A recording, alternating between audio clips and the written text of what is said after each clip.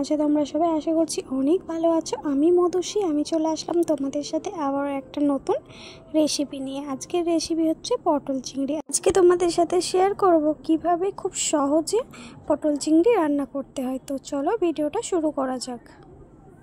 তো এখানেই আমি সবার প্রথমে 250 পটল নিয়েছিলাম, সেগুলোকে দেখো হালকা হালকা করে খোলা ছাড়িয়ে কেটে নিয়েছি 2 ভাগ করে। যেগুলো বড় ছিল সেগুলো 3 পিস করেছি, যেগুলো ছোট ছিল সেগুলো 2 পিস করেছি। আর এখানে একটা আলুকে 4 পিস করে কেটে নিয়েছি। এইভাবে মোট আমি 2টো আলু কেটেছিলাম।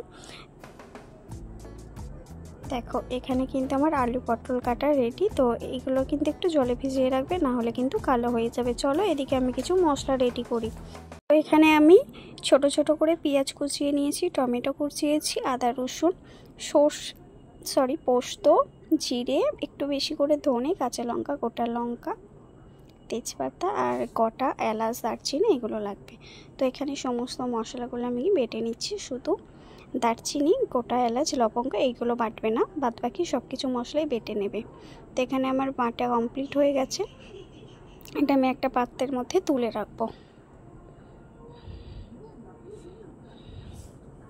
এখানে আমি গ্যাসের মধ্যে কড়াটাকে গরম করে নিয়েছি, তারপরে দিয়ে দিলাম কিন্তু সর্ষের তেল।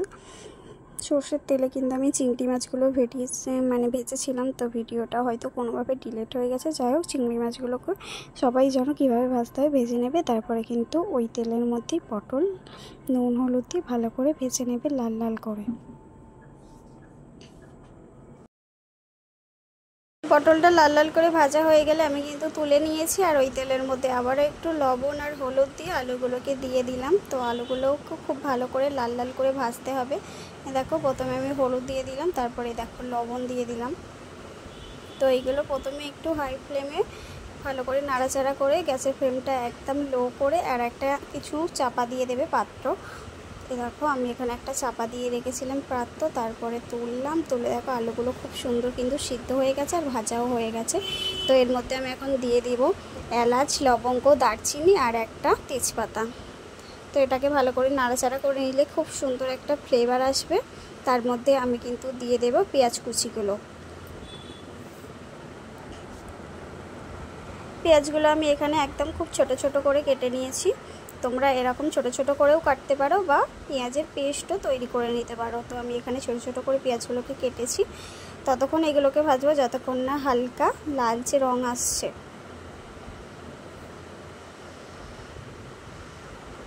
এখানে আমার এখন পেঁয়াজগুলো খুব ভালো করে ভাজা হয়ে গেছে, হালকা হালকা লাল রং চলে এসছে। এর মধ্যে আমি এখন দিয়ে দেবো কোচানো টমেটোগুলো।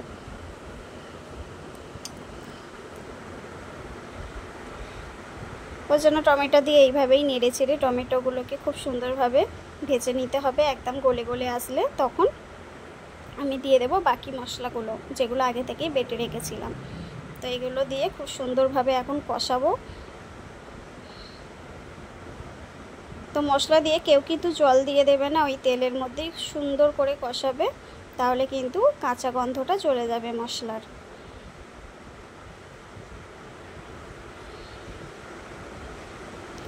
আর মশলা দিয়েই যদি তোমরা জল দিয়ে দাও তাহলে কিন্তু মশলার একটা কাঁচা গন্ধ থেকে যাবে আর খেতেও কিন্তু ভালো হবে না। তারপরে আমি একটু সামান্য জল দিয়ে আবারও মশলাটাকে ভালো করে কষিয়ে নিয়েছি। তারপরে এখানে ভেজে রাখা আলু, পটল, চিংড়ি সব কিছু দিয়ে দিলাম। তো এইটাকে এখন খুব সুন্দরভাবে কষাবো। কষাতে কষাতে যখন দেখবে একদম ড্রাই হয়ে আসছে তখন হালকা একটু জল দিয়ে চাপা দিয়ে দেবে, তাহলেই কিন্তু রেডি হয়ে যাবে পটল চিংড়ি।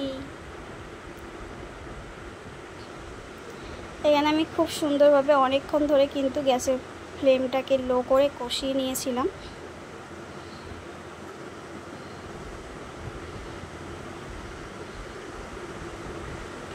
এখনো পর্যন্ত আমি কিন্তু কোনো জল ব্যবহার করিনি। এই আমি জল দিলাম, বেশি জল দিতে লাগবে না, কারণ পটল আলু খুব 80%-এর মতো ভাজার সময়তেই সিদ্ধ হয়ে গেছে।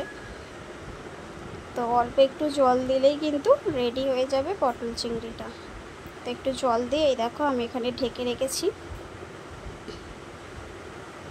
কিছুক্ষণ পর ফুটিয়ে নিয়ে জলটা যখন একদম শুকনো শুকনো হয়ে আসবে তখন কিন্তু নামিয়ে নেবে। আর এখানে আমার রেডি হয়ে গেছে পটল চিংড়ি। কালারটা দেখে নিশ্চয়ই বুঝতে পারছো পটল চিংড়িটা কত সুন্দর হয়েছে। চলো টাটা বাই, দেখা হবে নতুন কোনো ভিডিওর সাথে।